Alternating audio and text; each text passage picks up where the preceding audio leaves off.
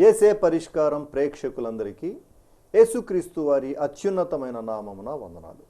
ప్రభువునందు ప్రియ దేవుని బిడ్డలారా, నేటి దినము డాక్టర్ కారుపాటి శ్యామ్ సాగర్ గారి ద్వారా ప్రత్యేక ఆత్మీయ వర్తమానాలు మనం విందాం.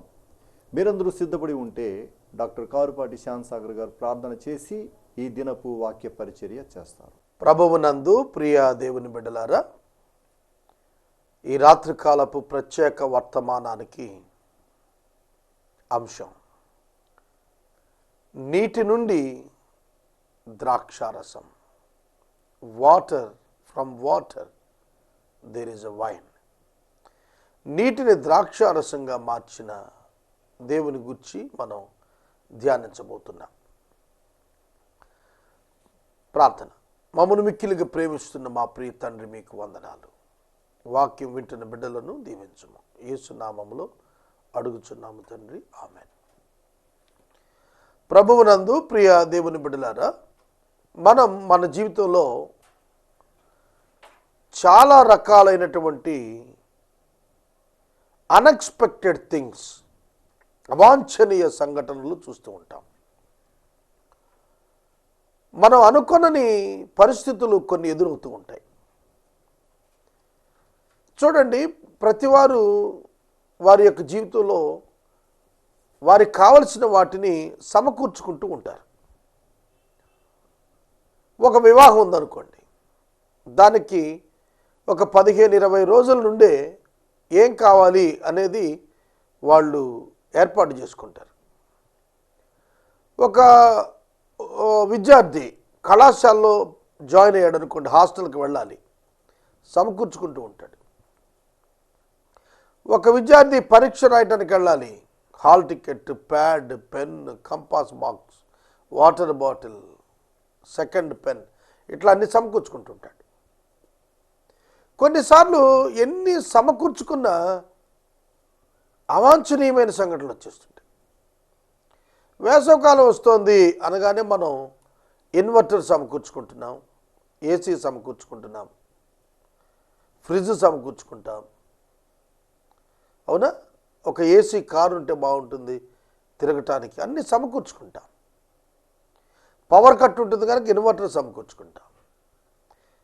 కానీ కొన్ని సందర్భాల్లో అన్ఎక్స్పెక్టెడ్ థింగ్స్ మే హ్యాపెన్. విచిత్రమైన పరిస్థితులు వచ్చే అవకాశం కూడా ఉంది. కనుక ఇలాంటి అన్ఎక్స్పెక్టెడ్ థింగ్స్ వచ్చినప్పుడు, అవాంఛనీయ సంఘటనలు వచ్చినప్పుడు మనం గుర్తుంచుకోవాలి, యేసు మనతో ఉంటే, యేసు మనతో ఉంటే వాటిని ఎదుర్కొనటానికి ఆయన చూసుకుంటాడు. యెహోవా ఈరే. ఆయన ఉన్నప్పుడు ఏ సంఘటన మన మీదకి వచ్చినా ఆయన కాపాడుకుంటాడు, ఆయన కాపాడుకుంటాడు, ఆయన ఆదుకుంటాడు, ఆయన సహాయకుడు ఉంటాడు. చూడండి, కొన్నిసార్లు తాడే పామై కాటేసింది అని అంటారు. తాడు పామై కాటేయటం ఏంటి? తాడు పామై కాటేయటం ఏమిటి అంటే అర్థం ఏంటంటే, ఏదైతే చావటానికి ఉపయోగపడుతుందో దాన్నే వినియోగించే పరిస్థితి వచ్చింది అని ఆలోచిస్తున్నారా? కనుక కొన్ని సందర్భాల్లో మనం గుర్తుపట్టాం, కొన్ని ప్రమాదాలు మనతో ఉన్న వాటి వల్లే ముంచుకొస్తాయని. అలాగే చాలాసార్లు మనతో ఉన్నవి మనకు సొల్యూషన్గా పనిచేస్తాయి, మనకు పరిష్కారంగా పనిచేస్తాయని మనం గుర్తుపట్టాం. కనుక దేవుడు, God can make anything from anything. దేని నుండి అయినా దేవుడు దేనినైనా చేయగలిగినటువంటి దేవుడు. అంటే ఆయనకు అసాధ్యమైనది ఏదీ లేదు అని అర్థం. ఆయనకు అసాధ్యమైనది ఏదీ లేదు కనుక ఆయన మన జీవితాల్లో ఉంటే మనము ఎదుర్కొనే ప్రతి విధమైన అవాంఛనీయ సంఘటనకు, మనం ఎదుర్కొనలేనటువంటి సంగతులకు, పరిస్థితులకు ఆయన జవాబుగా ఉంటాడు. That is the lesson. యోహాను సువార్త 2వ అధ్యాయంలో కానాను ఊరిలో వివాహంలో నీరు ద్రాక్షారసంగా ప్రభువు మార్చి తన మహిమను కనపరిచినది తెలియని క్రైస్తవుడు ఉండడు. అది ఒక సంఘటన. దానిలో దేవుని వాక్యం ఏముంది? దాని నుంచి దేవుడు ఏ విధంగా మనకు అప్లై అవుతాడు, ఎలా తెలుస్తాడు? దానిలో దేవుని వాక్యం ఏమిటి? కానా అనేటువంటి ఊరిలో వివాహం జరిగింది. పెండ్లి కుమారుడు వివాహం కొరకు ద్రాక్షారసం సిద్ధం చేసుకున్నాడు. వివాహంలో ద్రాక్షారసం ఇవ్వటం అనేది, వైన్ ఇవ్వటం అనేది ఆచారం. ఆనాటి కల్చర్ అది, ఇప్పుడు కల్చర్ కాదు. ఇప్పుడు మనం గ్రేప్ జ్యూస్ ఇస్తాం, మ్యాంగో జ్యూస్ ఇస్తాం, ఫ్రూట్ జ్యూసులు ఇస్తున్నాం, కోకోనట్ వాటర్ ఇస్తున్నాం, పెండిల్లో ఐస్ క్రీమ్ ఇస్తున్నాం, స్వీట్స్ ఇస్తున్నాం, భోజనాలు పెడుతున్నాం. ఆ రోజు కల్చర్ ఏంటంటే వైన్ డిస్ట్రిబ్యూట్ చేసేవాడు. ఇప్పటికీ కొన్ని పార్టీస్లో వైన్ డిస్ట్రిబ్యూట్ చేస్తున్నారు. నేను విన్నాను, కేరళలో ఒక ప్రాంతంలో ఇప్పటికీ మ్యారేజ్లో వైన్ ఇస్తున్నారట. వివాహంలో వైన్ డిస్ట్రిబ్యూట్ చేస్తున్నారట ఇప్పటికీ కూడా ఒక ప్రాంతంలో. కనుక అదొక కల్చర్, ఆ దినంలో అక్కడ కల్చర్. అంతేగాని అందరూ తాగిపడిపోతున్నారని కాదు అక్కడ ఉద్దేశం. త్రాగుబోతుతనానికి వివాహంలో డిస్ట్రిబ్యూట్ చేసిన వైన్కి సంబంధం లేదు. ఇది ఆహార పదార్థాల్లో ఒకటిగా సర్వ్ చేయబడేటువంటి ఐటెం అన్నమాట. ద్రాక్షారసం అయిపోయింది. అసలు ద్రాక్షారసం ఎట్లా కొనుక్కునేవాళ్ళు ఆ దినాల్లో, ఎట్లా వచ్చేది అది చెప్పాలి మీకు. అప్పుడు అర్థమవుతుంది, ఓహో ద్రాక్షారసం తేవటం ఇంత కష్టమా అనేది ఎప్పుడు అర్థమవుతుంది తెలుసా? అది ఎట్లా దొరకదో చెబితే అర్థమవుతుంది, లేకపోతే ఎట్లా దొరుకుతుందో చెబితే అర్థమవుతుంది. కనుక చెబుతాను వినండి. ఒక వ్యక్తికి కుమారుడు పుట్టినప్పుడు ఆ తండ్రి ఏం చేస్తాడంటే, ఆ కుమారుని వివాహం కొరకు, ఆ కుమారుడు పుట్టిన తరువాత ఆ కుమారుడి వివాహాన్ని ఏం చేస్తూ చాలా పెద్ద గొయ్యి దవ్విస్తాడు. తన స్థాయి ఆ 25 సంవత్సరాల తర్వాత, 30 సంవత్సరాల తర్వాత, 40 సంవత్సరాల తర్వాత ఎలా ఉంటుందో చూసుకుంటాడు. ఎంతమంది హాజరవుతారు అనేది ఎస్టిమేట్ వేసుకుంటాడు. ఎంతమంది జనులకు నేను విందు ఇవ్వాలనుకుంటా అనేది ఎస్టిమేట్ వేసుకుంటాడు. అంతమందికి సరిపడా ద్రాక్ష రసాన్ని తిత్తులలో పోసి వాటిని పాతర వేసేస్తాడు. మీరు ఎవరైనా మద్యం వ్యాపారులు కానీ, ఎక్సైజ్ డిపార్ట్మెంట్ వాళ్ళు కానీ మీకు తెలిస్తే వాళ్ళతో మాట్లాడి చూడండి, వాళ్ళు చెబుతారు. కాస్ట్లీయెస్ట్ వైన్, కాస్ట్లీయెస్ట్ ఆల్కహాల్, ఖరీదైనటువంటి మద్యం ఎట్లా ఉంటుంది అని అంటే, ఎంత కాలం దాన్ని, ఎంత ఓల్డ్ స్టాక్ అయితే కనుక అంత ఎక్కువ ఖరీదు పెడతారట. అలాగే ఈ పెండ్లి కుమారుని యొక్క వివాహంలో సరఫరా చేసేటువంటి ఆ ద్రాక్షారసం ఎప్పుడుదో తెలుసా? అతడు పుట్టినప్పుడు పాతర వేసి దాచిపెట్టబడిన ఆ పాతరలోంది తీస్తారు. అంతేగాని మార్కెట్కి వెళ్ళి బాటిల్ వైన్ తీసుకొచ్చి డిస్ట్రిబ్యూట్ చేసేయటం కాదు. ఇవాళ మ్యాంగో జ్యూస్ పెట్టాలనుకోండి మీరు 10,000 మందికి, న్యూజిమీడ్లో ఫ్యాక్టరీస్ ఉన్నాయి, ఫోన్ చేస్తే వాళ్ళు వచ్చి సర్వ్ చేసిపోతారు. ఇవాళ ఆ పరిస్థితులు ఉన్నాయి, ఆ రోజు లేవు అవి.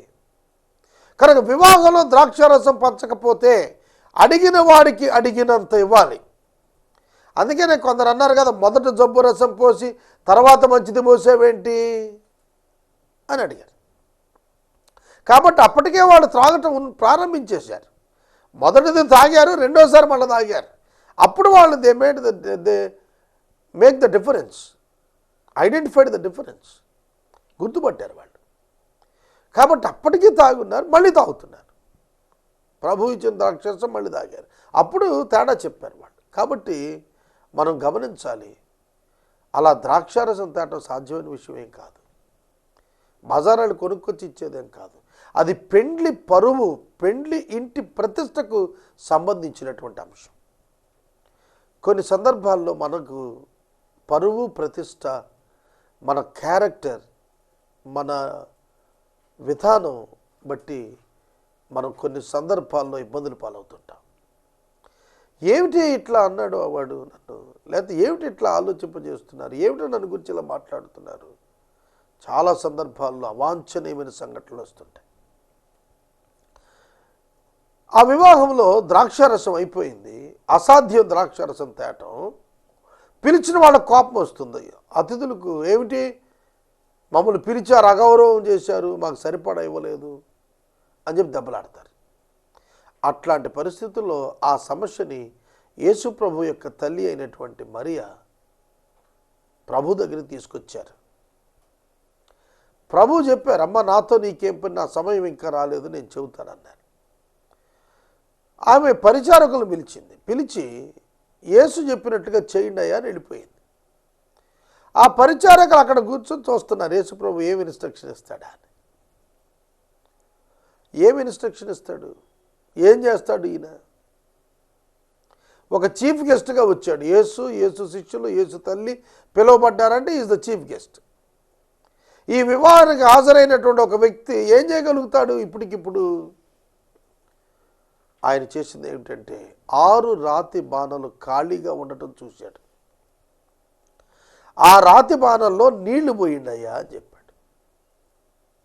అది ఒక పజిల్. నీళ్లు పోస్తే ఏమవుతుంది? నీళ్లు పోస్తే ఏమవుతుంది? అవునా? మనం చాలా సందర్భాల్లో అనుకుంటూ ఉంటాం, నీరు పెట్రోల్ అయిపోతే బాగుండని చాలాసార్లు అనుకున్నాను నేను.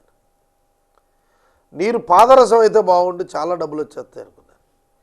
నీరు ఒక మంచి తైలముగా మారిపోతే, రిఫైన్డ్ ఆయిల్గా మారిపోతే ఎంత బాగుండు అనుకున్నాను. ఎందుకంటే ఒక ఆయన నా చిన్నప్పుడు అన్నాడు, దుబాయ్లో గల్ఫ్లో ఆయిల్ బావులు ఉంటాయి తెలుసు అన్నాడు. ఇప్పుడంటే పెద్దవాళ్ళం అయ్యాం, ఆయిల్ బావులు అంటే ఏంటో ఐడియా వచ్చింది. కానీ అప్పుడు ఏమనుకునేవాళ్ళం, అరే నీటి బావులు అన్నట్టు ఆయిల్ బావులు ఉంటాయంట అక్కడ. ఆయిల్ బావులు అంటే 10 అడుగులు తవ్వితే ఆయిల్ వచ్చేస్తుందంట అక్కడ. బకెట్లు తీసి అమ్ముకోవచ్చు అంట. చిన్నవాళ్ళం కదా, అప్పుడు ఆలోచన లేదు. పెట్రోల్ బావులు, డీజిల్ బావులు ఉంటాయట. ఆ బావుల్లోంచి తోడుకోవటమేనంట, ఇంకేం లేదు. ఊరికే బకెట్ వేసి తోడేసి అమ్మేయటమేనంట, ట్యాంకర్లో పోసేయటమేనంట. ప్రియమైన దేవుని బిడ్డలారా, నేను మనవి చేస్తున్నాను, వెలలేని నీరు వెలగలిగినటువంటి పెట్రోల్గా, పాదరసంగా మారిపోతే, వాల్యూలెస్ టు వెల్త్, లేని దాని నుంచి సంపదకు మార్చగలిగినటువంటి స్థితి యేసుక్రీస్తు దగ్గర ఉంది. ఇది గుర్తుపట్టాల్సింది మనం. జీరో నుంచి ప్రారంభమైన వాడు గ్రేటెస్ట్ వెల్త్లోనికి షిఫ్ట్ చేయబడతాడు. ఘనతలో అత్యధిక ఘనతకు మార్చబడతాడు దేవుని బిడ్డ. విశ్వసించిన వాడు విశ్వాసం ప్రకారం జీవించినప్పుడు వెలుగొందేవాడిగా మార్చబడతాడు. ఇది తెలుసుకోవాల్సిన ప్రముఖమైనటువంటి అంశం.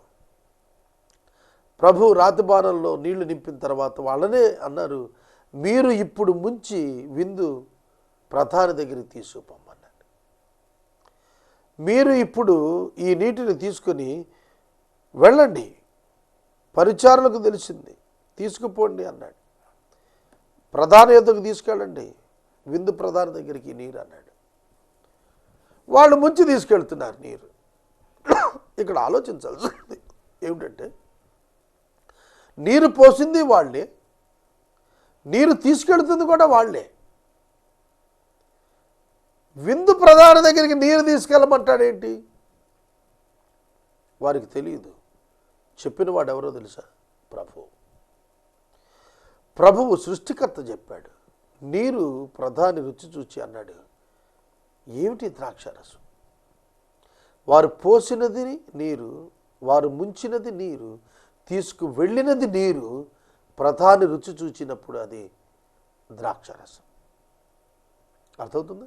అది పోయబడినప్పుడు మధురమైన ద్రాక్షారసం.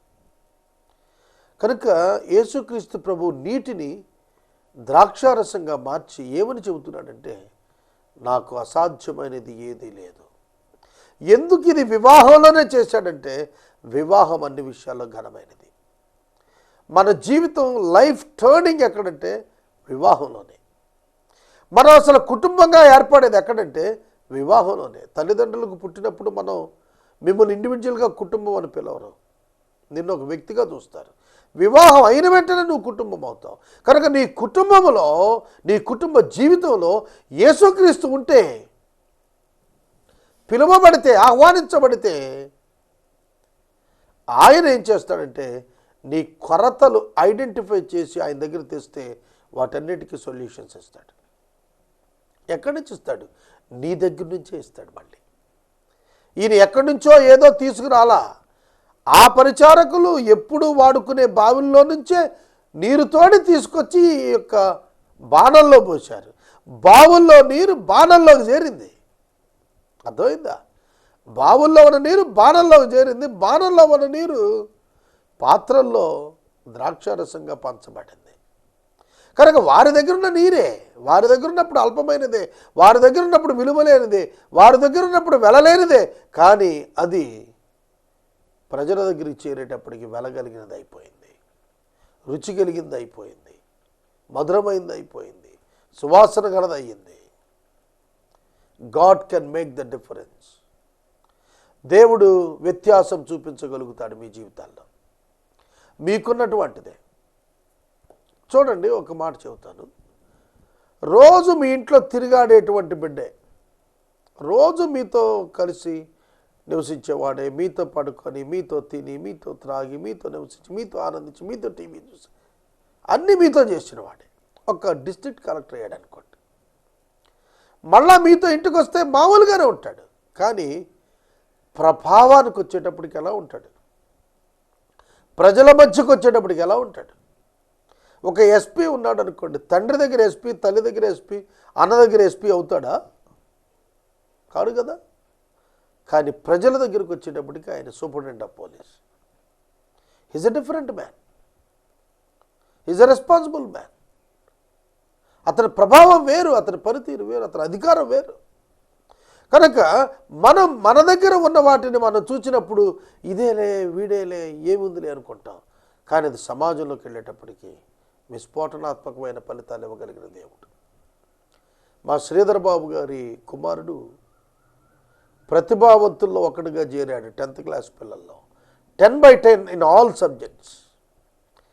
ఆ బిడ్డ కృతజ్ఞతా కూటం పెట్టుకున్నాడు. నేను వాక్యం చెప్పాను. ఆ రోజు నేను చెప్పాను, ఆయనను గూర్చి మనకు వినబడుతున్నది గుసగుసలు మాత్రమే. దేవుని యొక్క కార్యాలు ఈ బిడ్డ జీవితంలో ఈ దినాన వినపడని గుసగుసలే భవిష్యత్తున మనం చెవులు గింగురుమని కార్యాలు వింటామన్నాను. ఎందుకంటే ఆ బిడ్డను బట్టి అనలేదు నేను ఆ మాట. ఆ బిడ్డ తండ్రిగా శ్రీధర్ అన్న కలిగి ఉన్న దేవుని బట్టి ఆ మాట చెప్పాను. నేను మనవి చేస్తున్నాను, ఎంతోమంది పైకొచ్చిన దేవుని బిడ్డలు, వారి తల్లిదండ్రులు, వారి గృహాల్లో వారు నీరు వంటి వారే.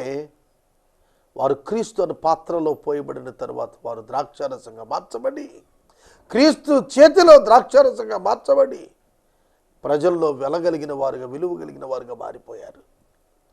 కనుక మీ కుటుంబంలో ఉన్న మీ బిడ్డ ప్రభు చేతిలోనికి వస్తే, ప్రభు ఆ బిడ్డను మారిస్తే, ప్రభు యొక్క వాక్యం ఆ బిడ్డను మారిస్తే, రూపాంతరంలోకి తీసుకొస్తే, ఆ వ్యక్తి సమాజంలోకి వెళ్ళి గొప్ప పేరు గాంచుతాడు. నీ ఇంటి పరువు నిలబడుతుంది, నీ ప్రతిష్ట పెరుగుతుంది. నీ ఇంటి పరువు పెరుగుతుంది, నీ ఇంటి ప్రతిష్ట పెరుగుతుంది, నీకు అవమానం రాకుండా తప్పుతుంది. Give water to Jesus and get wine from Jesus. You are the water and you will turn into the wine. నీవు నీటి వంటి వాడవే, నీవు నిష్ప్రయోజనమైన వాడవే. యేసు చేత, యేసు మాట చేత నీవు సంధించబడినప్పుడు నీవు వెలగలిగిన వానిగా, విలువ కలిగిన వానిగా మారిపోతావు. నీ బిడ్డలు కూడా అంతే. సోదరుడా, సోదరి, ఈ రాత్రి నేను మనవి చేస్తున్నాను, పరువు దక్కింది, పేరు కూడా వచ్చింది, ప్రభు అంటే ఏంటో తెలిసింది. ఈ 3 పదాలు గుర్తుపెట్టుకోండి. ద్రాక్షారసం అయిపోయింది, పరువు పోతుంది అనుకున్నారు, కానీ యేసు ఇన్వాల్వ్మెంట్తో పరువు దక్కింది. చాలా సందర్భాల్లో మన పరువు పోతుందేమో అనుకుంటాం, కానీ పరువు దక్కింది, పేరు కూడా వచ్చింది. పేరు పోతుంది అనుకున్నాం, పేరు వచ్చింది. చెడ్డ పేరు వస్తుంది అనుకున్నాం, కానీ మంచి పేరు వచ్చింది. మా నాన్నగారు నా గురించి చాలా బాధపడేవాళ్ళు. నా యవ్వన కాలంలో నా ఎవరి కాలంలో మా తండ్రి గారు వీడేమవుతాడా, సరిగా చదవటం లేదు, అల్లరి చిల్లరగా తిరుగుతున్నాడని సమాచారం వస్తుంది. ఆయన ప్రార్థన చేయటం ప్రారంభించాడు. నా గురించి దేవుడు నా జీవితంలో పనిచేయటం ప్రారంభించాడు. కన్నీటితో నా తల్లిదండ్రులు చేసిన ప్రార్థన 21వ సంవత్సరంలో నన్ను యేసుక్రీస్తు ప్రభు రక్షించినాడు అనేది నేను తెలుసుకోగలిగాను.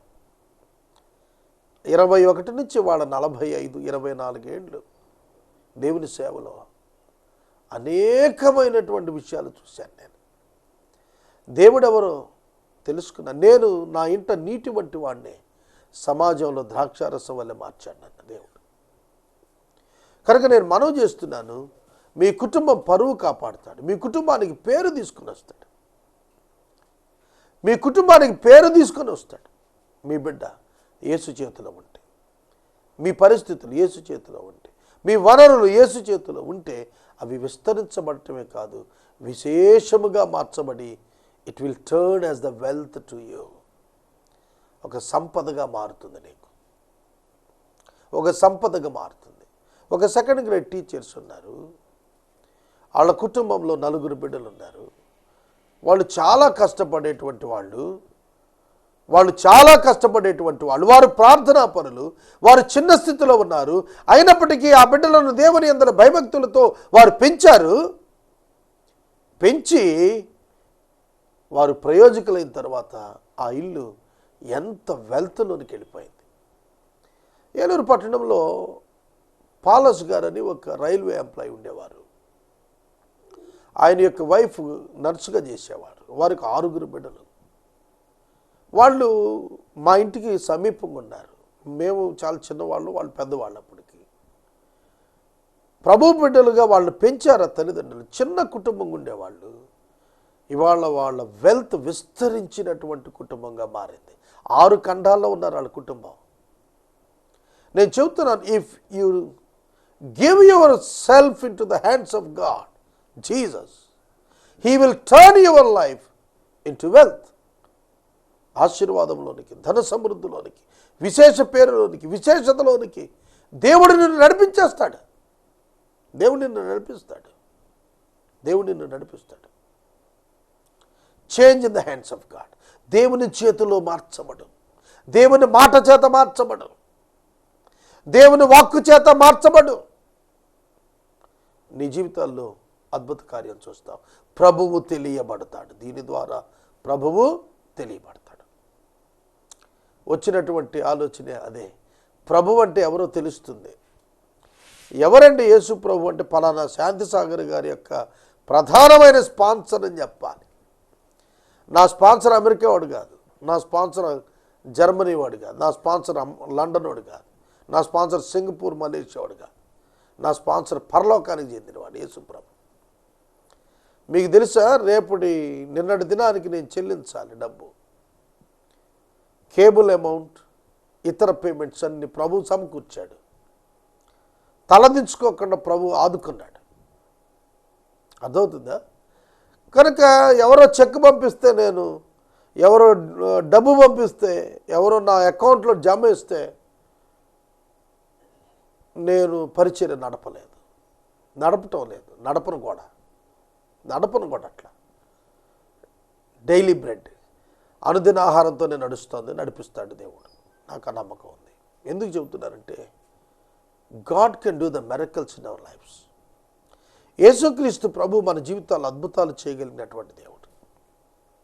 కాబట్టి అద్భుతం కోసం నువ్వేం ఎదురు చూడకు. కూర్చొని అద్భుతం చేయి, ఏదో భూతాన్ని అడిగినట్టు అడగబాకు.